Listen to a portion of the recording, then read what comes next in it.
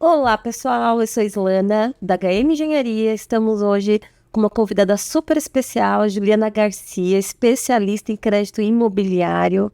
E ela vai se apresentar, com certeza vai nos ajudar bastante. Na verdade, vocês sabem, né, pessoal? Eu estou numa busca aí para comprar meu primeiro imóvel. E a Dani já me ajudou com algumas dicas. A Ju está aqui hoje para trazer mais clareza e eu consiga dar esse passo tão importante sem erros, né, Ju? Isso aí, isso aí. Obrigada, Lana, pelo convite.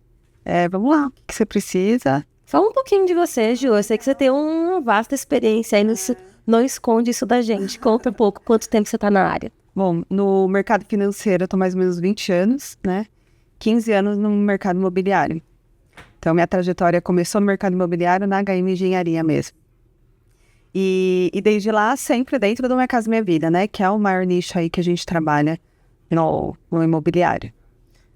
Ju, e é o que com certeza eu vou conseguir me enquadrar pelo que a Dani me passou, tá? Sim, Um ponto que eu fiquei com dúvida, Ju, é sobre o FGTS. sim. Eu tenho fundo de garantia, né?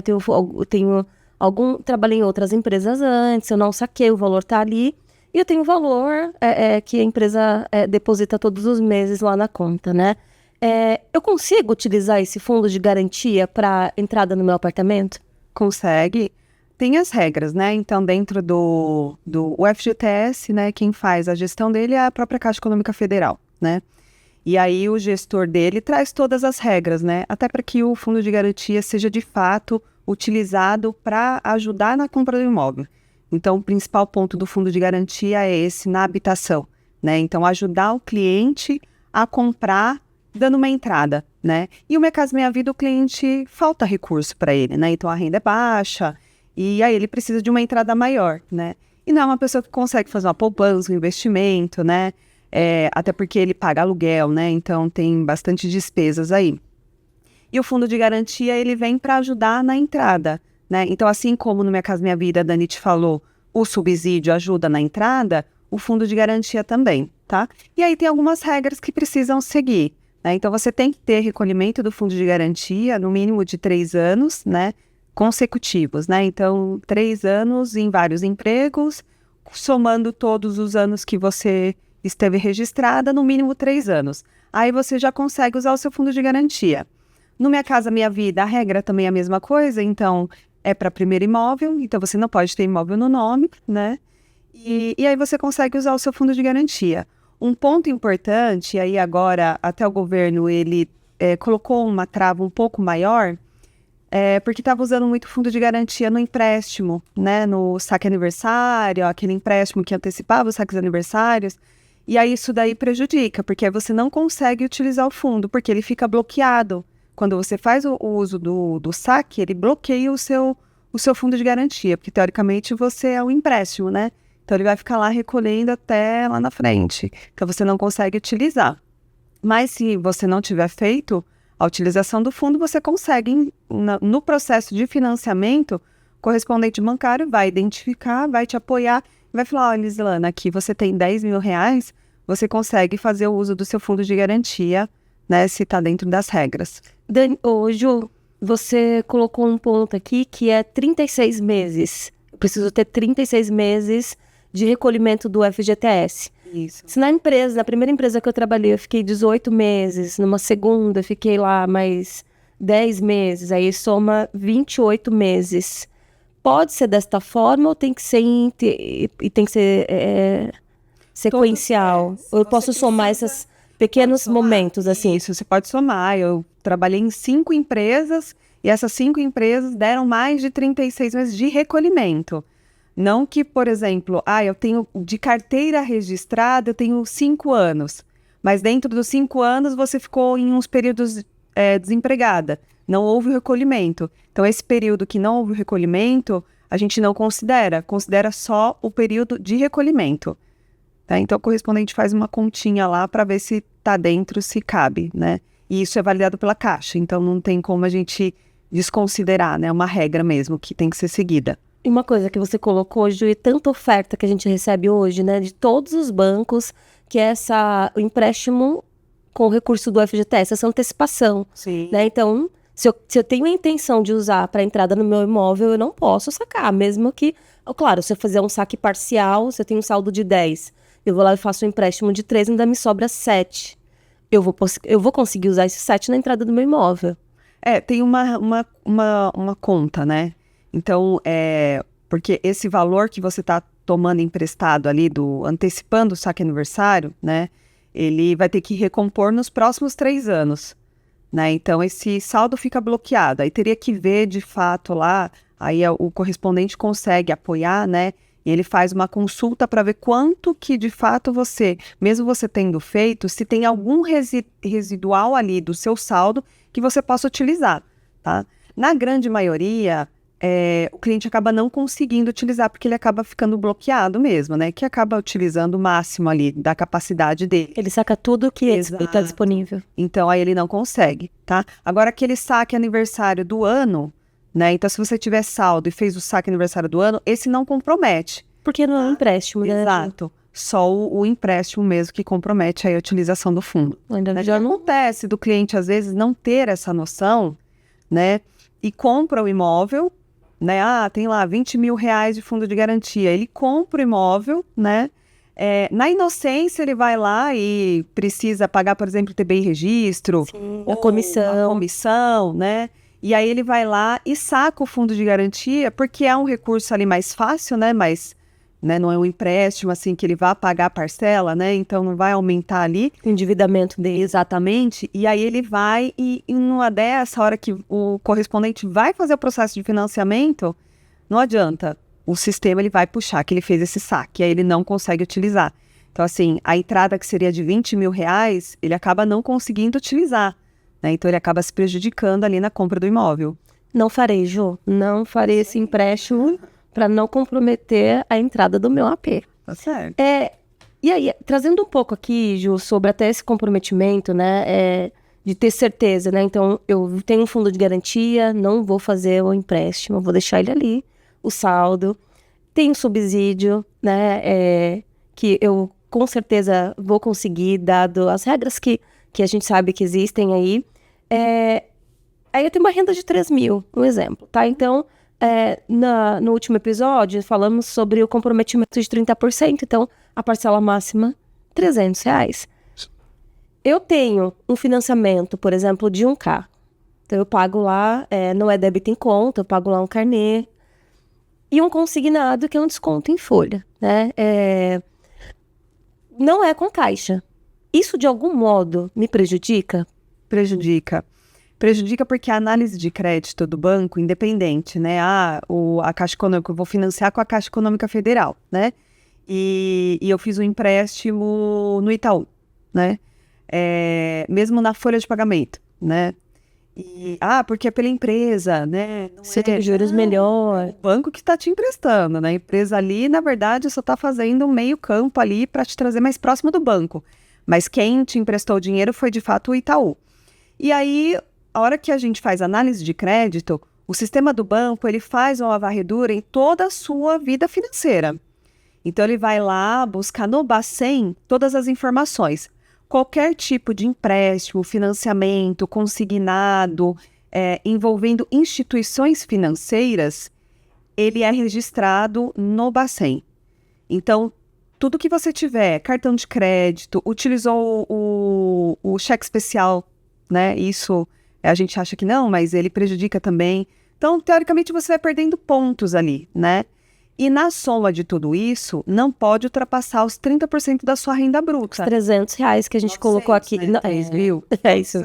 Oh, meu Deus. Olha, eu tô hein? Eu tive um aumento, né? R$900, É isso tá? aí.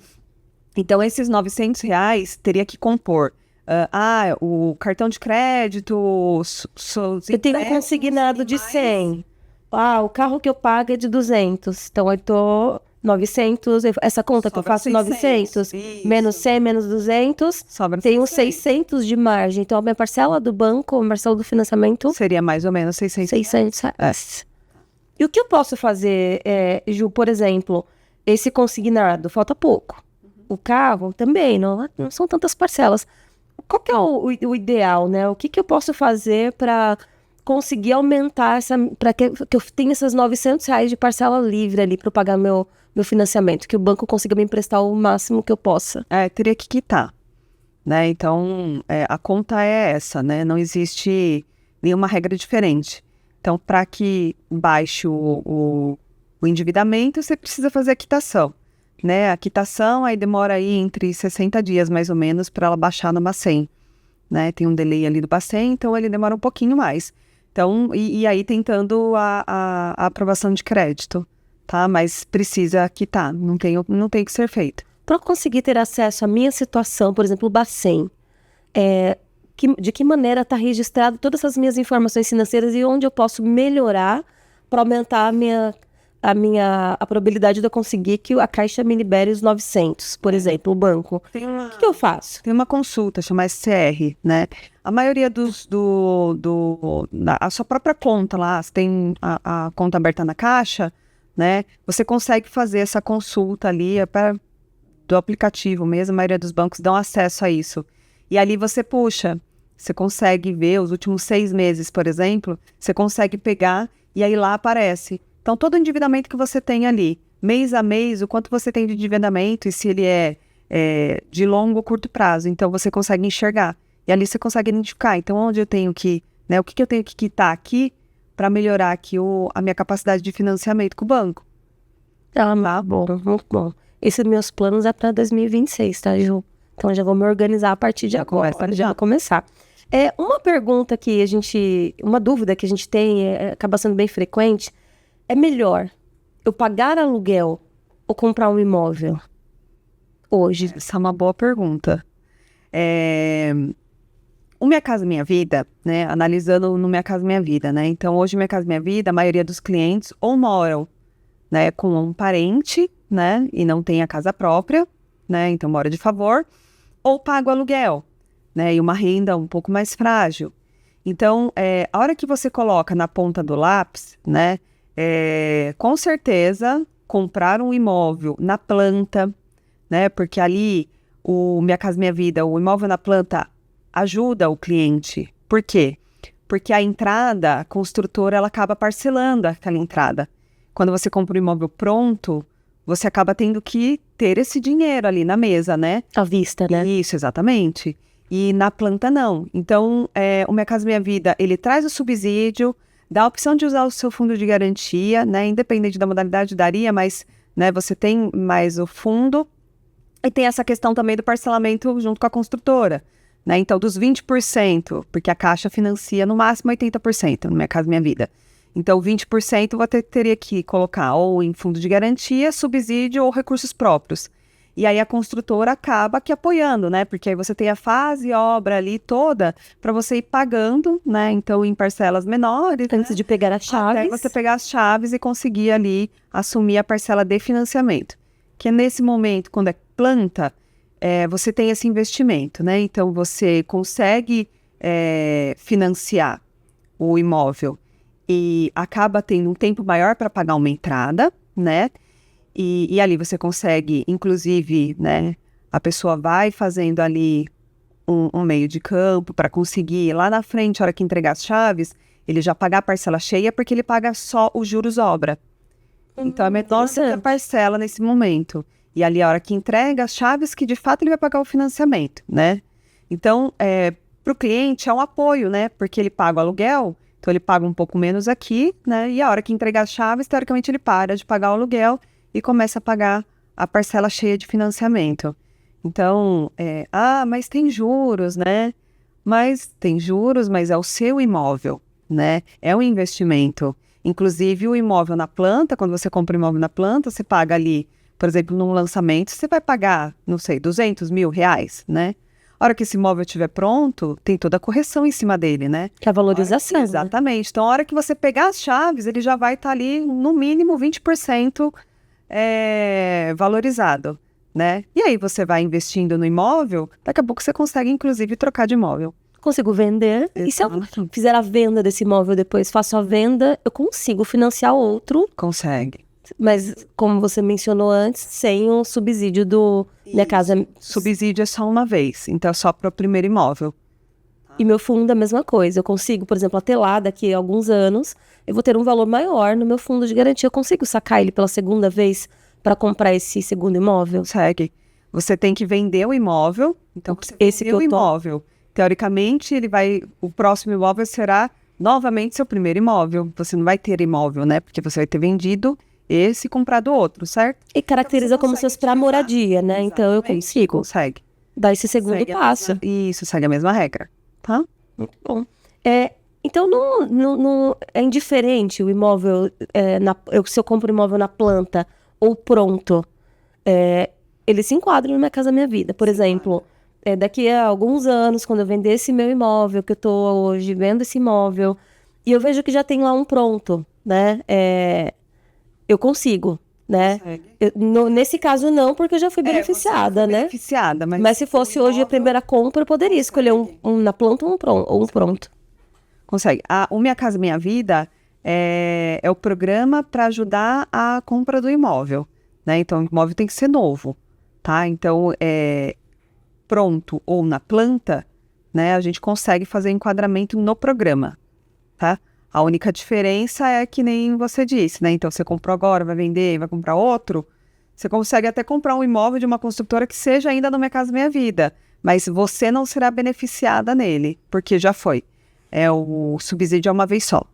Mas esse exemplo que você deu é válido, né? Se você compra imóvel no lançamento, na planta, você primeiro tem um preço mais atrativo, Sim, certamente, né?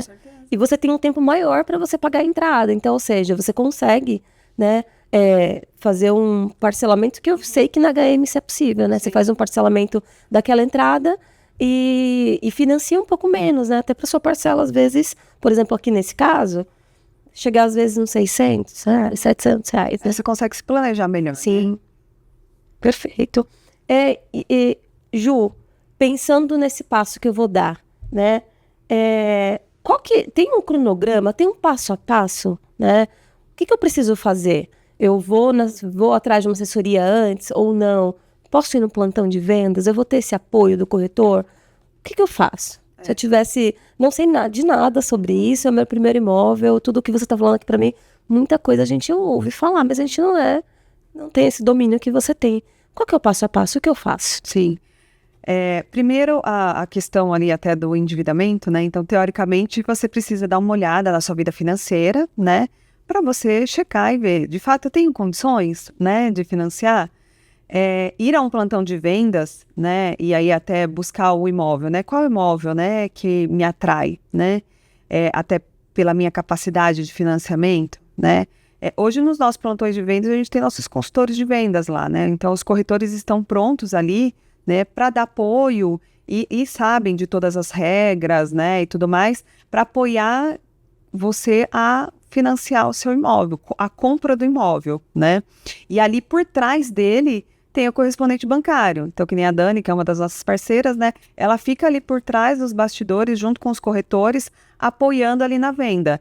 Então, na própria venda, hoje, a gente já aprova o crédito do cliente. Então, o cliente sai do plantão de vendas com o crédito aprovado, né? Aí tem os próximos passos, né? Para que até saia o contrato de financiamento, que é onde concretiza de fato ali, né? O imóvel passa para o nome do cliente. A gente tem todo esse apoio, então, por trás, que te ajuda e te auxilia, né? E consegue até, olha, Islana, não aprovou, condicionou, né? O que é condicionar? Você precisa de uma parcela de 900 e aprovou 700. O que você precisa fazer? Né? Então, eles vão te apoiar ali. Ou não, você até consegue ficar com essa parcela de 700 e vai gerar uma entrada um pouco maior, mas a gente tem aqui um parcelamento estendido, que eu consigo parcelar essa parte que você não financiou, eu parcelo aqui para você, junto com a construtora, e você consegue comprar. É um super apoio, né? Isso, com certeza. Então, tem várias alternativas, e ali no plantão você consegue isso com eles. E aí, busquei. Tem um imóvel ali na região que eu busco, que eu gostaria de morar, procuro o stand, o consultor vai me apoiar com a documentação necessária, eu não preciso falar com a assessoria, porque se eu falo direto com ele vai conseguir fazer essa intermediação. Sim. E ele vai trazer para mim uma aprovação, inclusive com uma proposta de compra, Isso. né? Aqui você... Aí já com os valores todos fechados. Que vai ser financiamento, que vai ser subsídio, seu fundo. Sem nenhuma surpresa, né, Ju?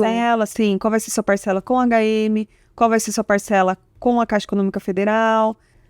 Ju, você falou sobre o passo a passo, né? Então, eu procuro o corretor, procuro um plantão de vendas, né? O corretor vai conseguir, que é um consultor, na verdade, pelo que você falou. Ele faz todo esse processo, então, ele faz muito além, né? É uma pessoa extremamente capacitada para apoiar na busca do primeiro imóvel. E aí você falou sobre correspondente bancário, né? Então, eu procuro um corretor, o consultor, que é o corretor, e tem o correspondente bancário. Quem que é o correspondente bancário? Quem é a figura do correspondente bancário? O correspondente bancário é uma figura da Caixa. Então, a Caixa Econômica Federal, por exemplo, você já foi em agência da Caixa, né? Sai cliente até pelo buraco do ar-condicionado, né? E aí, eles não têm suporte ali para aprovar todo o cliente. E me explicar todo esse processo, né? Isso, ir lá bater no gerente, você aprova meu crédito aqui? Então, o que a Caixa fez? Ela capacitou, né, então, esses correspondentes bancários, é uma figura da Caixa Econômica Federal, né, como se fosse um terceiro mesmo, um braço da Caixa, né, que faz toda a análise de crédito. Então, eles utilizam todo o sistema da Caixa ali de aprovação de crédito, né, então eles lançam toda a documentação, né, então o corretor tem um checklist ali no plantão que vai te passar, então dependendo da forma como você vai comprovar sua renda, então ele vai trazer, precisa de imposto de renda, né, documentos pessoais e tudo mais, e você vai trazer, então esse correspondente bancário, que é o CCA, né, que é a Dani, por exemplo, ele vai pegar toda a documentação, ver se está dentro das políticas do banco, porque tem toda a política, né, que a gente tem que seguir. Estando ok, ele já sobe toda a documentação no sistema para aprovação. Então, assim, o correspondente bancário ele é responsável por imputar toda a documentação ali, né, e checar de que toda aquela documentação está dentro do normativo do banco. E aí a aprovação de crédito. Então, quando o corretor te chama lá, olha, Islana, aprovou seu crédito, né? Aprovou a sua capacidade lá de financiamento, né? E qual que é o próximo passo daí? Você assina o contrato ali com a construtora, com a aprovação de crédito, né? E aí o correspondente bancário, que vai ser o principal ali, depois do corretor, vai ser o segundo principal que vai te apoiar. Porque aí nessa parte, depois da venda, o corretor, ele acaba terminando o processo dele ali, acaba apoiando os clientes, que eles acabam, né, tendo um relacionamento ali, porque a Minha Casa Minha Vida é um sonho, né? Então, o corretor acaba sendo... acompanhando até a entrega das chaves, né? Exatamente. E ali, o correspondente, ele faz esse processo tão burocrático, junto com a Caixa Econômica Federal, para o cliente. Então, é para facilitar mesmo a vida do cliente. Então, ele vai lá, aprova, chama você, te mostra tudo certinho, só confirma o que foi falado ali na venda, né? Você precisa manter todas as condições ali da venda, você precisa manter essas condições exatamente do mesmo jeito. Então, eu assino o contrato de compra e venda, formalizei o negócio da compra do imóvel, e a partir daí eu não preciso assinar mais nada, é isso? Precisa. Ali você assinou só a sua capacidade de pagamento, né? Então, a gente aprovou ali a primeira parte. Depois ainda a gente vai enquadrar você no imóvel que você escolheu ali dentro do sistema do banco. E tudo isso quem faz é o correspondente. O correspondente. O fundo de garantia vai sacar ali da sua conta, fica numa conta, né, transitória ali da Caixa, mas sai do seu fundo exatamente para garantir que esse dinheiro você não faça um saque aniversário depois, entendeu? Sim. E aí o correspondente ele vai fazer toda essa parte, aí tem documentação para assinar, os formulários, vai para uma análise jurídica do banco para ver se o correspondente fez tudo, né, conforme o normativo, e aí sim você vai passar inclusive por uma entrevista com o gerente da Caixa. Então o gerente da Caixa vai te chamar para entender como que é a vida da Islana, como que é a sua vida financeira, se de fato você tem aquela capacidade que foi aprovada ali via sistema, né? Então, tem essa parte mais humana também da Caixa, né, que acaba trazendo todas, né, as informações, né, eles têm que garantir que você entenda que você vai pagar a fase obra, os juros obra ali, depois que você vai pagar o seu financiamento, que você consegue amortizar depois de pronto, a cada 2 anos, utilizando o seu fundo de garantia, você consegue também continuar usando ele. E isso eu vou diminuindo minha dívida. Isso. Recebi uma herança, né, consigo amortizar? Você consegue amortizar. Então, diminuir ou prazo ou parcela. Você tem essas duas opções, né? Então, ele vai te trazer tudo isso, gerente, ali nesse momento. E aí, quando que concretiza de fato, né? Assinando o contrato de financiamento. Então, até a assinatura do contrato de financiamento da Caixa, a confirmação desse contrato em sistema, a sua condição de financiamento tem que se manter a mesma. Então, não pode entrar Serasa, você não pode tomar mais empréstimo, não pode Não posso comprar no cartão, parcelado. No ano, o pessoal, né, acaba, tem o 13º, mas gasta no cartão de crédito, né? E aí utiliza o cartão de crédito. Empréstimos. Pode prejudicar. Não significa que ele me aprovou na venda, que eu não vou passar por esse cheque final da Caixa. Exatamente. Eu tenho que manter tudo como estava, né? Exatamente.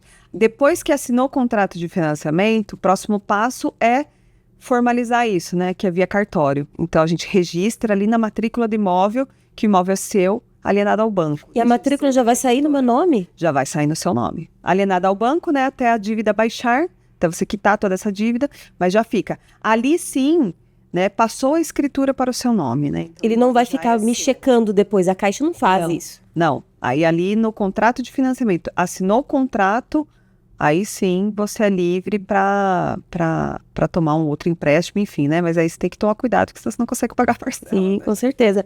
E esse processo é bem detalhado que você colocou, Ju. Eu nem imaginava, né? Mas toda essa condução ali dentro, depois da compra, é a área que você trabalha que cuida, né? Sim, sim. Então, eu como cliente, eu vou ser acionada, por exemplo, você falou assinatura de documentos para fazer a entrevista ou assinatura do financiamento.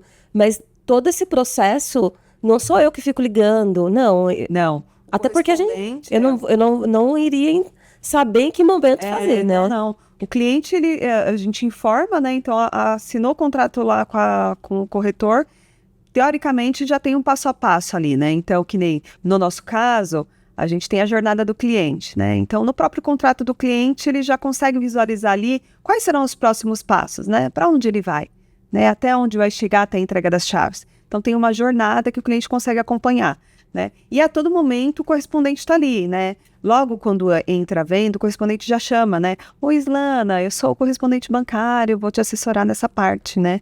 Então, quais são os próximos passos? Então, você vai assinar os formulários, vou debitar seu fundo de garantia, mandar para o banco e depois a gente vai agendar um momento ali com o gerente da Caixa. Tem custo esse processo com o correspondente bancário? Porque é um processo que você falou que tem vários detalhes, né? É um trabalho longo ali, né? Eu sei que é ágil, mas é longo porque são várias pequenas etapas. Eu não pago por isso. Não. O correspondente é remunerado pelo próprio banco. O próprio banco quem remunera o correspondente bancário por esse serviço prestado. E eu preciso ter medo, Ju? Por exemplo, eu vou entregar toda a minha documentação, olerite, imposto de renda, extratos, documentos pessoais.